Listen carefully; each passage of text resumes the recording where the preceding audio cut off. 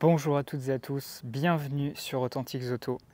Aujourd'hui, c'est sans aucun doute l'une des vidéos les plus extravagantes de la chaîne, puisqu'on va parler à nouveau, après le Touareg R50, de la grande époque de la toute-puissance du groupe Volkswagen. Une époque au début des années 2000 où le constructeur allemand se sentait pousser des ailes, avait des moyens financiers, des leaders visionnaires et donc qui nous créait des produits complètement délirants, complètement déjantés. Aujourd'hui, je vous présente peut-être le meilleur exemple de cette époque bénie, la Volkswagen New Beetle RSI. Mais avant de rentrer dans les détails de ce véritable concept car sur roue, je tiens à remercier 1000 fois son propriétaire Selim pour sa confiance infinie. Il m'a laissé partir tout seul avec la voiture alors qu'il n'y en a que 250 exemplaires dans le monde pour que je puisse faire ma vidéo comme je voulais. Donc un immense merci à lui. Et je vous invite, si vous ne le connaissez pas encore, à aller le rejoindre sur Instagram. C'est écrit ici sur le côté de la RSI, Gigi Collection. Il a de sacrées voitures, c'est un passionné absolu de voitures très éclectiques, il a une belle collection. Donc allez jeter un œil, ça vaut vraiment le coup et encore une fois, merci à lui. Bon, si je vous dis Volkswagen en 2024, vous allez sûrement penser voiture sérieuse, gamme assez importante, mais voiture ennuyeuse, voiture électrique franchement pas dingue et surtout design très moyen. Bref, la splendeur du passé, clairement, je trouve qu'elle n'est plus là. Par contre, si je vous dis Volkswagen au début des années 2000, vous pensez Ferdinand Piëch et vous pensez à tous ces projets les plus dingues qui montraient que Volkswagen voulait absolument asseoir sa position de dominant à l'échelle européenne, voire mondiale.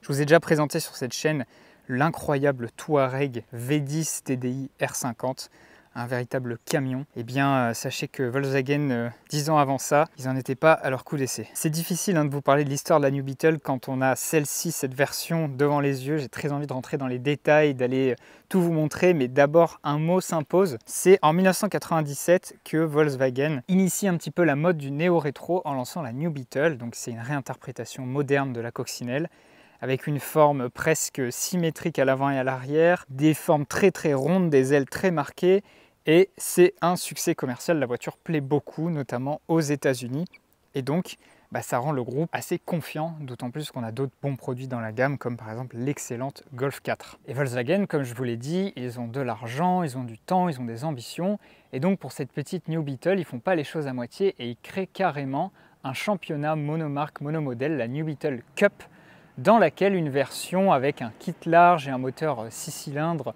d'un peu plus de 200 chevaux va concourir. Et ça, c'est la première étape, c'est le premier étage de la fusée qui va nous mener à ça. La deuxième étape, c'est le salon de Détroit 1997, où Volkswagen, on ne sait pas trop pourquoi, qu'est-ce qui s'est passé dans le board, dans le conseil d'administration, mais ils se sont dit, tiens, on va faire un dérivé routier de la New Beetle Cup sous forme d'un concept car. Et en fait, le concept car, il ressemble quasiment trait pour trait à la voiture de série que vous avez sous les yeux. Et c'est le public qui va faire la différence, c'est le public qui va tellement adorer ce concept car complètement fou, cette version bodybuildée de la New Beetle, que ça va pousser Volkswagen à décider de la produire en série.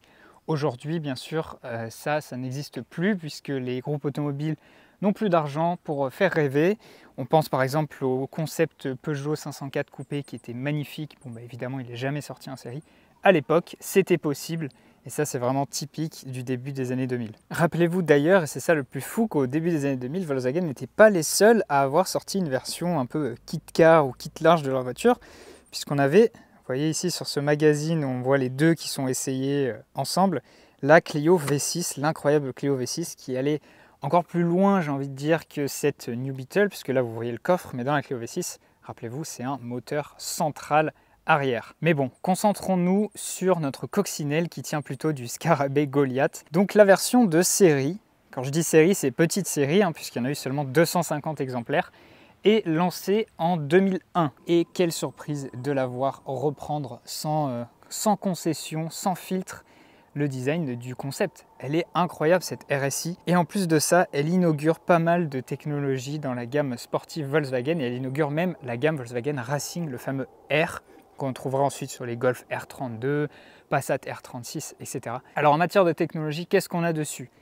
La 4Motion, donc les 4 roues motrices, qui ne sont pas permanentes, mais qui sont présentes. Oui, 4 roues motrices sur une New Beetle qui fait 4,10 m. C'était inattendu. On a également, première fois sur une Volkswagen de série, la boîte manuelle 6 vitesses. Et enfin, troisième élément, et non des moindres, puisque c'est la pépite de cette voiture, le fameux moteur VR6. Alors sur la version Cup, il est un peu plus petit que sur la version de série, ça qui est génial. La version de série, il monte à 3,2 litres. C'est un 6 cylindres transversal qui développe ici 225 chevaux et qui fait un bruit absolument phénoménal. Je vous promets, j'ai pas dépassé les 50 là. Donc nous l'avons ici. Vous voyez qu'il est en position transversale. Et capot, la New Beetle, plateforme de golf, il est rentré vraiment au chausse-pied. Hein. Il est très serré dans ce compartiment moteur. Mais il est là, il est présent, les ingénieurs ont réussi à l'intégrer. Donc 3,2 litres de cylindrée, 225 chevaux, 320 Nm de couple. On est sur quelque chose de très confortable. Alors elle est assez lourde la voiture, elle pèse 1,5 tonne. C'est pas, en fait elle est plus petite que ce qu'elle donne l'impression d'être parce qu'elle fait seulement 4,10 m, je vous ai dit. Donc c'est pas une voiture radicale, entièrement en carbone, hyper légère, etc. Mais ça lui permet quand même de passer le 0 à 100 en moins de 7 secondes. Donc c'est quand même assez intéressant, on verra ça sur la route tout à l'heure. Vous remarquerez aussi qu'on n'a pas d'isolant sous le capot et puis qu'on a un magnifique vérin en aluminium. Puis regardez-moi ça, le kit carrosserie, il est rifté à la voiture. Ça c'est, vous verrez ça dans aucune autre voiture, c'est hallucinant. Des vrais rivets, et ça se prolonge partout, hein. On l'a aussi dans le coffre, enfin c'est un truc de fou. Rien que tout ce que je vous ai dit là, ça fait déjà beaucoup d'informations complètement folles à digérer, mais tenez-vous bien parce qu'on n'en est qu'au début. Cette voiture, elle a été dessinée par le centre de style de Volkswagen en Californie, pas du tout en Allemagne, et elle a été produite au Mexique. Improbable, vous imaginez la chaîne de production. Tout ça pour qu'elle ne soit pas vendue aux États-Unis, alors que ça aurait pu être un très gros marché. Encore une fois, des choix économiques qui nous échappent, mais surtout, c'est dans la préparation esthétique que la voiture se fait complètement folle. On a d'abord des voies qui sont fortement élargies à l'avant et à l'arrière. La voiture, au global, elle prend plus de 80 mm de large par rapport à une New Beetle normale, c'est énorme. En longueur, elle ne s'allonge pas beaucoup, même parce que les gros pare-chocs, c'est plutôt de la largeur que vraiment de la longueur. On dirait une voiture d'homologation, hein, mais il n'y a pas du tout eu besoin d'homologuer la Cup, puisque la Cup, c'était un championnat maison, on va dire.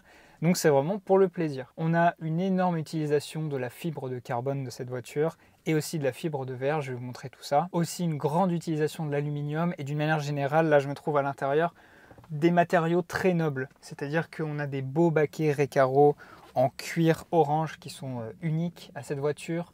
On a de l'Alcantara un peu partout. C'est vraiment une préparation esthétique qui est très poussée, qui montre que Volkswagen a voulu justifier leur investissement dans cette voiture. En parlant de justification, bon, il faut qu'on aborde le thème du prix, hein, bien sûr, puisque la RSI était vendue à l'époque à un prix neuf de 75 000 €. Autant vous dire que 75 000 € pour une coccinelle, ça fait mal, donc il y avait intérêt à ce qu'elle soit spéciale, exclusive et aboutie. Heureusement, elle l'est, ça c'est très bien. Et pour ce prix-là, vous pouviez avoir à peu près une 996 de base ou un Boxster bien optionné. Donc voilà, c'était à vous de choisir. Bon, heureusement, on a quand même la noblesse d'un 6 cylindres dans cette voiture. Mais bon, pour une Volkswagen, on peut se dire que ça fait un peu mal. Preuve qu'ils étaient archi confiants. Et la production des 250 exemplaires a trouvé preneur sans grand problème. Intéressons-nous donc au kit carrosserie, puisque c'est ça qui frappe le plus quand on regarde la voiture. Déjà de face, c'est trop drôle parce que la New Beetle, elle a vraiment une tête mignonne, quoi. C'est une voiture charmeuse, pas du tout agressive pour un sou, elle a des phares ronds, le vieux logo Volkswagen avec ce bleu caractéristique aussi, ça j'aime bien. Mais là quand même, bon, on sent que il s'est passé quelque chose, qu'il y a eu une cure de stéroïdes. Donc regardez-moi un peu toutes ces ailes là. Cet angle-là, ici, enfin, tout montre que c'est complètement bodybuildé. Et dans le pare-choc à l'avant, on a des entrées d'air en nid d'abeille. Là déjà, ça plaisante pas. Alors après, au niveau du profil, je suis obligé de vous parler en priorité de l'un des plus beaux éléments de cette voiture. Les jantes OZ Super Turismo en 18 pouces avec un énorme déport. Regardez-moi un peu comme c'est creux ici. Superbe. Regardez, Volkswagen Racing avec ce R du coup qui est inauguré ici, la première fois qu'on voit ce logo. Quand on regarde de profil, là vous voyez que les extensions d'ailes sont colossales et c'est donc de la fibre de verre ici. Pareil sur les pas de caisse, fibre de verre. Ce logo n'est pas d'origine, hein, c'est le logo de Selim, Gigi, qui est repris ici. Très sympa, il a fait un petit logo sur mesure. Et c'est surtout à l'arrière, je trouve, qu'elles sont les plus marquées. Regardez ça, on dirait une kit car de rallye, c'est n'importe quoi. Et puis, bien entendu, comment passer à côté des ailerons, parce que il y en a deux. Donc un premier niveau ici, avec cet aileron de toit, parfaitement fonctionnel, tout a une utilité sur la voiture. Et alors le deuxième, le pelle à tarte, il est gigantesque. Qu'est-ce que vous voulez que je dise d'autre? Il est gigantesque. Regardez-moi un peu sous tous les angles. Il est complètement fou, cet aileron. Surtout qu'il vient se greffer sur un coffre normal de Volkswagen New Beetle, quoi. Et sachez que sur le concept, il était à 2 étages. Je vais vous montrer après, j'ai des photos dans des brochures d'époque vraiment incroyables du concept, une voiture un peu à moitié série, à moitié concept. Vous allez voir, il y a quelques petites différences. Mais donc nous voici à l'arrière. Et là, pareil, on a un énorme diffuseur qui est, ça fait pas dans la dentelle, hein. C'est pas nid d'abeille, vous voyez, c'est un trou complet. Et là, on a l'ajout avec des petites vis, vraiment un peu artisanales, là, des petits catadioptres. Et les 2 sorties d'échappement qui sont assez grosses et qui crachent un son, je vous l'ai déjà dit, mais c'est un bruit de fou cette voiture. Et on soupçonne même, parce que son propriétaire n'est pas sûr, qu'il y a peut-être des éléments de la ligne qui ne sont pas d'origine parce qu'elle fait presque trop de bruit. C'est ça qui est assez incroyable. D'autres détails qui la mettent à part, on a par exemple les essuie-glaces qui sont un modèle unique et spécifique à cette voiture. Bon courage pour les remplacer. Ou encore cette espèce de bande pare-soleil. On aurait pu imaginer écrit Volkswagen Racing, mais non, c'est juste une bande couleur carrosserie qui est posée comme ça sur le pare-brise. D'ailleurs, à propos de la couleur carrosserie, il n'y avait aucune configuration possible dessus. Donc c'est gris comme ça, intérieur en cuir orange. Sauf bien sûr pour monsieur le chef, le patron Ferdinand Piche. Lui, il a un exemplaire unique en bleu. Le bleu un petit peu Volkswagen Racing. Donc bon, c'est complètement dingue. Elle est dans un musée. Hein. Elle n'est pas sur la route comme ça dans la vie sauvage. Ça aurait été encore plus drôle. Je suis très pressé de vous montrer l'intérieur. On va voir ça tout de suite. Parce que c'est là qu'on a son côté le plus concept car. Regardez-moi ça déjà, là c'est quelque chose de dingue. Pour une fois, moi qui m'attarde sur les portières des voitures, pour une fois qu'il y a vraiment de quoi dire sur cette portière. Regardez-moi cette dinguerie. Donc oui, si vous posez la question, c'est du carbone, du vrai carbone. Donc portière en carbone, alors là déjà ça commence, voilà, 75 000 €, ils sont partis là-dedans. Hein. Et toutes ces parties-là sont en vrai aluminium. Ça, aluminium du coup. Les lève-vitres qui sont manuelles, histoire de sauver du poids quand même. On est dans une voiture sportive. Vous allez voir que c'est pas du tout vérifié par les autres options de la voiture. Ces grilles de haut-parleurs sont absolument incroyables. Avec ici une grille fixe, moulée dans le carbone et rivetée. C'est un truc de fou. Et on a quand même rétroviseur électrique et condamnation centralisée avec le haut de la portière couleur carrosserie. Mais alors le plus fou, regardez-moi ça. Un intérieur avec 2 énormes baquets en carbone et en cuir orange. On a la coque hein, ici, carbone, ça c'est encore de l'aluminium par exemple pour aller derrière. Et là, couleur carrosserie. Regardez le travail qu'il y a eu sur ces baquets. Là comme ça on dirait presque une Carrera GT. C'est un truc de malade.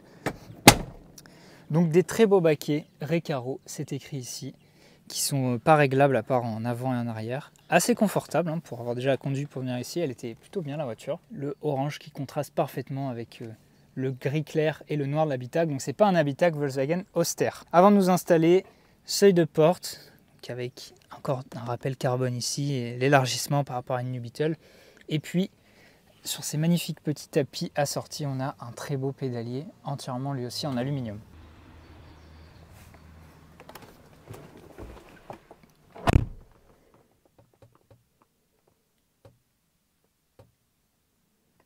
Bienvenue dans ce qui est, je pense, la voiture existante la plus proche d'un concept car.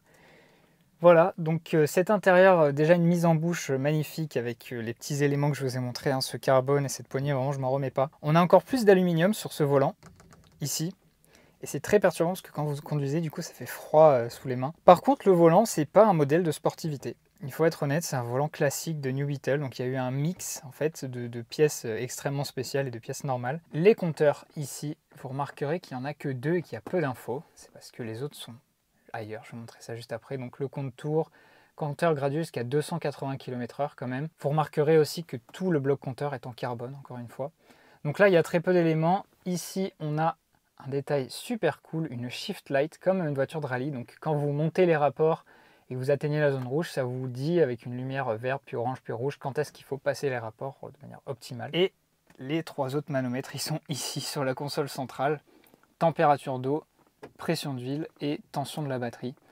Donc pareil, cerclé d'aluminium, on dirait un petit peu un bateau. Ça, c'est magnifique. Je passe rapidement parce qu'il n'y a pas grand-chose là. On est sur des commandes de ventilation assez simples. Encore en alu quand même. La voiture est climatisée, donc vous voyez que pour le poids, bon, voilà. Et surtout, elle a les sièges chauffants. Donc là, c'est plus vraiment une question de réduire le poids véritablement. C'était plus pour le style qu'on a ces poignées incroyables. La planche de bord est hyper profonde. Ça, c'est un peu la tare des années 2000. J'aime pas ça dans les voitures. C'est ce côté monospacisation, si je peux appeler ça comme ça, des voitures avec des pare-brises qui allaient super loin. Je pense aussi au 207, au 308, etc. Donc là, je peux même pas toucher le pare-brise. Et donc la console centrale, elle vient vers vous. C'est assez perturbant. Mais bref, revenons à des éléments très sympas, comme par exemple ça là. Personne ne sait pourquoi il y a une poignée de maintien en aluminium. Après, c'est un mix avec des plastiques assez quelconques quand même. C'est du basique solide. Au plafonnier, c'est là qu'on a le clou du spectacle. Par quoi je commence? Les pare-soleil ou la radio? Les pare-soleil quand même, cerclés d'aluminium, 100% Alcantara, mais pas de miroir de courtoisie. Que voulez-vous que je vous dise de plus? Tout le plafonnier est en Alcantara lui aussi. Et donc ça, la radio a migré ici. Parce que rappelez-vous, on a les manomètres sur la console centrale. Radio au plafond, spécifique RSI, entouré d'alu. J'ai pas les mots. Niveau ergonomie, c'est une catastrophe. Niveau style, c'est un 11 sur 10. On est dans un cockpit d'avion. C'est incroyable. Franchement, la New Beetle RSI, ça me ôte les mots de la bouche tellement c'est la folie. Et c'est pas terminé, puisque nous avons donc ici la première boîte 6 manuelle du groupe Volkswagen, avec en plus de ça écrit l'autre innovation, donc le 4Motion. Et elle est montée, vous voyez, sur un tunnel de transmission qui est plus haut que sur une New Beetle normale, ce qui vous permet d'avoir un tout petit levier, très court, avec un petit débattement façon MX5, ça c'est génial. Et cette console centrale, entre les deux sièges, elle est héritée de l'Audi TT. On la reconnaît ici un peu façon moto, une Audi TT qui est déjà une voiture avec un super style. Donc là, dans la New Beetle, ça lui va parfaitement. Et vous remarquerez ici que c'est la numéro 130 sur 250 avec en plus du carbone. Ah oui, et ce bouton-là, qu'est-ce que c'est que ce bouton? Et puis on va voir ça tout de suite.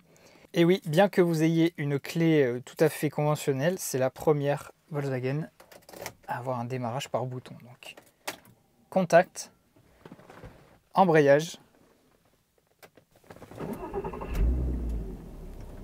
et bouton.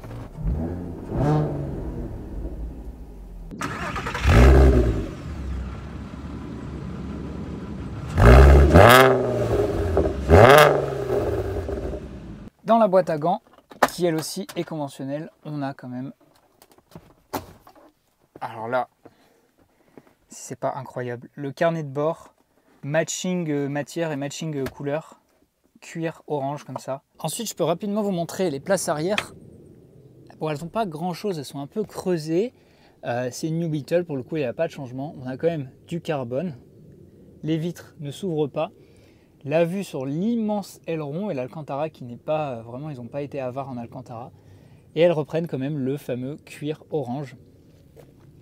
Donc voilà pour cet intérieur complètement déluré. Maintenant, je vais vous montrer le coffre avec les petits documents très sympas.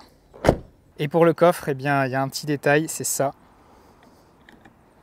Poignée aluminium. C'est trop cool. Donc regardez déjà cette vue sur l'habitacle avec les deux sièges. Vraiment, la Carrera GT, c'est la voiture qui me vient à l'esprit quand je vois ça. C'est impressionnant. Donc le coffre est de taille assez respectable. Enfin, on a de quoi quand même mettre une valise cabine, quelques petits sacs. Vous voyez, il y a pas mal de trucs. La petite plage arrière, elle aussi en Alcantara. L'Alcantara est jusqu'au bout. Ça, c'est vraiment magnifique. Pareil, le coffre a subi un traitement haut de gamme. Donc on a deux vérins cette fois-ci en aluminium. Et puis vous remarquerez qu'on a le kit carrosserie là qui est encore rifté à la carrosserie, je vous le disais. Les rivets sont aussi donc à l'arrière. C'est génial. Et c'est là qu'on atteint les documents intéressants. Donc on a des magazines. Je vous ai montré ce petit magazine là. On en a d'autres où il y a eu la RSI qui a été essayée. Vous voyez, km/h ici. Celui-ci c'est un peu plus intéressant parce que c'est l'essai de la RSI à l'époque, en 2002. Donc quand elle est sortie, la voici. Magnifique petit article. Vous voyez 0 à 100, 6 secondes 4 et 75 462 €. Donc voici des belles photos et puis une belle plaque jaune, bien entendu. Mais là où c'est le plus cool et là où Selim est comme moi passionné de détails d'époque, vous avez d'abord ici la publicité, une vraie publicité. Donc ils ont fait une pub pour une voiture vendue à 250 exemplaires, c'est assez dingue. En français, dans un magazine français, c'est Paris Match, avec ce slogan hyper insolent, enfin une voiture du peuple accessible aux riches. La provocation légendaire de Volkswagen a encore frappé, c'est trop cool. Il l'a présenté donc comme une série limitée avec V6 4Motion. Et peut-être encore plus inestimable, donc les deux brochures dont je vous ai un peu parlé tout à l'heure. Deux brochures, les deux seules brochures en français qui existent sur la RSI. Donc ça c'est la brochure normale on va dire, vous voyez, elle a une plaque allemande et tout, elle a le bon kit carrosserie, les bons rétros. C'est une belle brochure, hein. Franchement, il n'y a pas beaucoup de pages mais c'est une belle brochure. On voit quand même qu'à l'intérieur, et c'est en fait ça un truc qui est très important avec cette voiture, on a des détails qui ont changé à la dernière minute. Donc là vous voyez qu'on a les fonds de compteur blancs et les fonds de manomètre blancs. C'est pas le cas sur la RSI qu'on a ici. On a ici l'ouverture du coffre et l'ouverture de la trappe à essence, alors qu'elles sont ici entre les deux sièges, normalement. Voilà, quelques petits détails qui ont changé à la dernière minute. Et je vous ai parlé tout à l'heure d'un double aileron. Donc nous avons ici la deuxième brochure avec, comble du bizarre, la RSI en configuration américaine et avec un style, vous voyez, qui est très différent. Donc le double aileron, je vais vous le montrer tout de suite. Vous voyez ici, on a 2 étages. Donc ça, c'est pas le concept car, mais c'est pas non plus la version de série, c'est un entre-deux. Et là, on voit qu'il y a pas mal d'éléments bizarres, hein. Donc la plaque américaine, encore une fois, elle n'a pas été vendue aux États-Unis, donc c'est un peu un comble. Le diffuseur plein, double phare, à l'avant et à l'arrière. Le pare-choc un peu plus gros, un peu plus ouvert. Qu'est-ce qu'on a d'autre? Bien sûr, les jantes qui changeaient totalement. Ça, c'est pas des jantes de RSI, elles sont magnifiques celles-là, mais c'est pas des jantes de RSI. La poignée de porte avec un espèce de petit design bizarre. Et puis même les rétroviseurs, qui ne sont pas les rétroviseurs qu'on a sur notre RSI du jour. Donc c'est une bizarrerie de conception.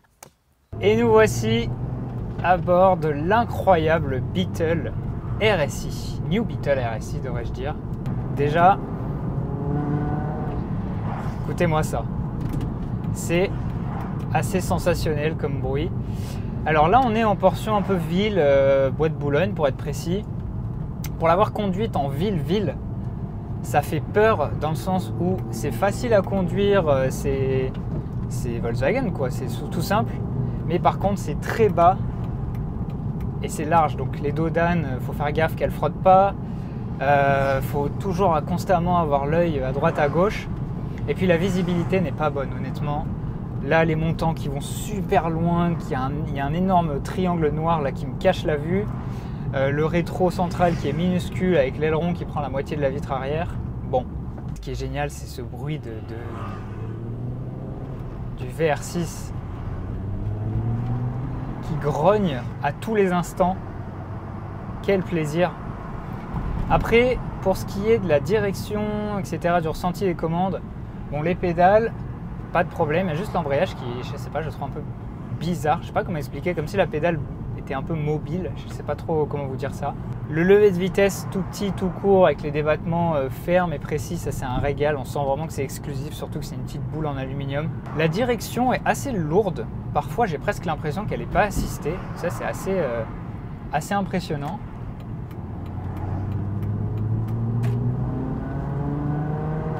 Petit dépassement.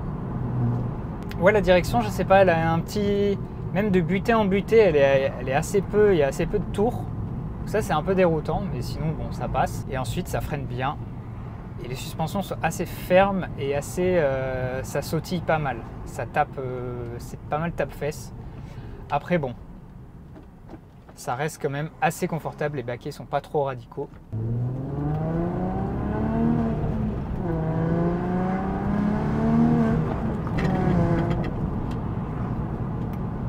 C'est assez dingue, hein, le bruit que ça fait.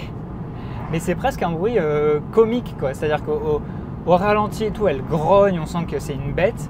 Et après, quand ça monte dans les tours, ça se met à hurler. Et là, ça n'a plus rien à voir.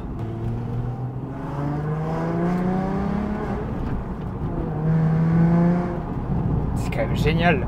Non, c'est un vrai jouet, quoi. C'est une voiture de gamin. Alors de gamin privilégié, certes, mais une voiture de gamin, quoi. C'est un look hors du commun, un bruit hyper démonstratif. Vraiment, genre elle en donne pour son argent, quoi. Pour 75 000 €, là, vous vous faisiez entendre, vous vous faisiez voir, c'est clair. Et ça pousse plutôt pas mal en plus de ça. Parce que, mine de rien, on a un VR6 de 225 chevaux. Même si elle est lourde, vous n'êtes pas sur quelque chose de paresseux, quoi. C'est le moins qu'on puisse dire. Et du coup, forcément, ça me pousse à me dire que j'aimerais bien tester une R32 pour voir ce que donne 250 chevaux et peut-être avec une boîte DSG. Ça doit être quelque chose... ça doit être franchement quelque chose. Une petite portion de périphérique avec des petits tunnels. Voyons ce que ça donne.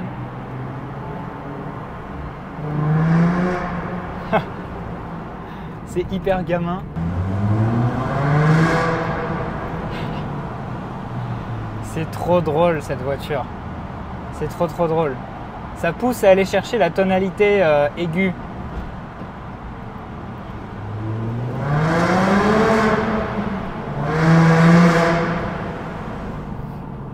On a fait 40 km/h, hein, pas plus. C'est pas bien ce que je fais, mais...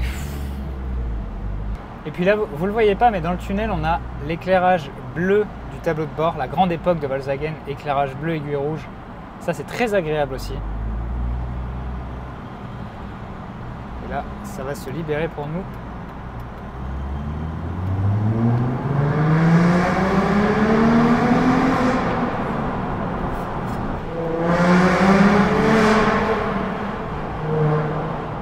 Je vous promets, j'ai pas dépassé les 50 là, parce que je ne peux pas.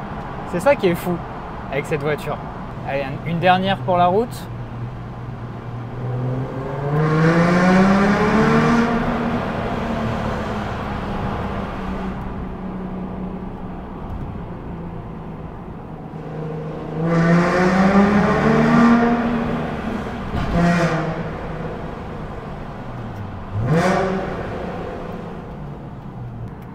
Allez, je ressors du périph', c'est hyper gamin, mais du coup, qu'est-ce que c'est un régal. C'est trop drôle.